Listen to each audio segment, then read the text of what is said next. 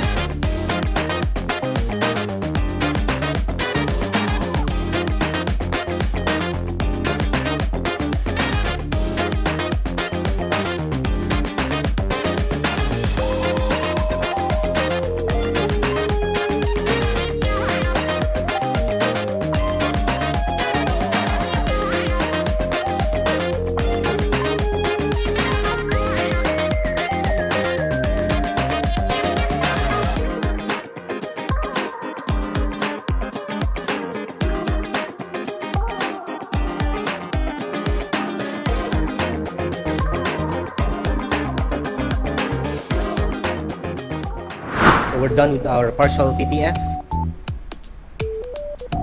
ng ating GTS. Medyo madilim lang dito sa basement parking, but partial PPF ang pinagawa ko.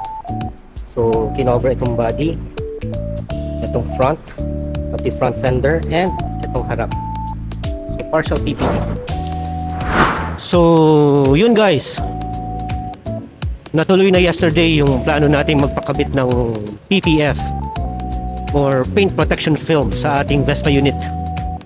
Yung matte PPF pala medyo makapal comparing it with a gloss PPF. So kailangan talagang gumamit ng heat gun. It went well naman.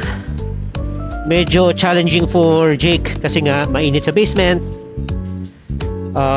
Medyo dim yung ilaw. Buti na lang meron akong portable electric fan and bumili rin ako ng spotlight, LED spotlight.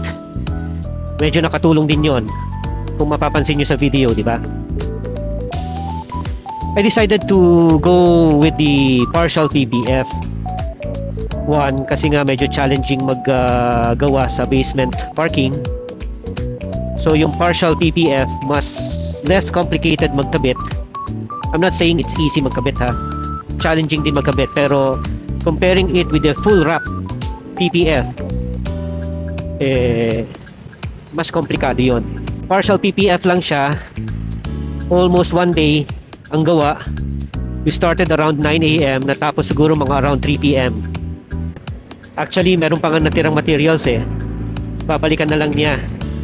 ikakabit niya dito sa may around the dashboard or gauge ng Vespa unit. So pwede pa maglagay dito. So partial PPF lang yon. So kung titignan, parang almost full na rin kasi lahat ng areas na prone magkaroon ng gas-gas natakpan din naman ng PPF. Eh yun naman ang purpose ko, protection from gas-gas. Now comparing it with the full wrap PPF, mas komplikado yon kasi lahat babalutan. Just imagine yung work na gagawin. Kailangan baklasin yung front fender dito sa may area ng glove box hanggang dun sa may stepboard. Maraming mga kanto-kanto and curves dyan na talagang medyo challenging lagyan ng PPF. So in total, parang ang estimate is parang around 2 days gagawin. Kung sa shop naman gagawin yon, baka umabot ng mga 3 to 5 days kasi o-obserbahan kung magkakaroon ng bubbles. Yun lang pala ang downside pag home service. So ang bilin is ibilad sa araw, or I can use the Vespa para maarawan, observe for 1 week, then titignan kung magkakaroon ng bubbles. Ang purpose naman ng pagbibilad sa araw is para matuyo and para talagang dumikit yung PPF. So far naman sa observation ko, mukhang okay naman.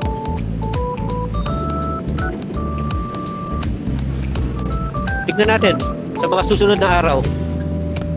I'm very hopeful naman na okay yung pinagawa nating partial PPF. Ang importante, may protection siya from unwanted gas-gas. So sana hindi na siya magkaroon ng bubbles sa mga susunod na araw. And sana tumagal siya ng 3 to 5 years.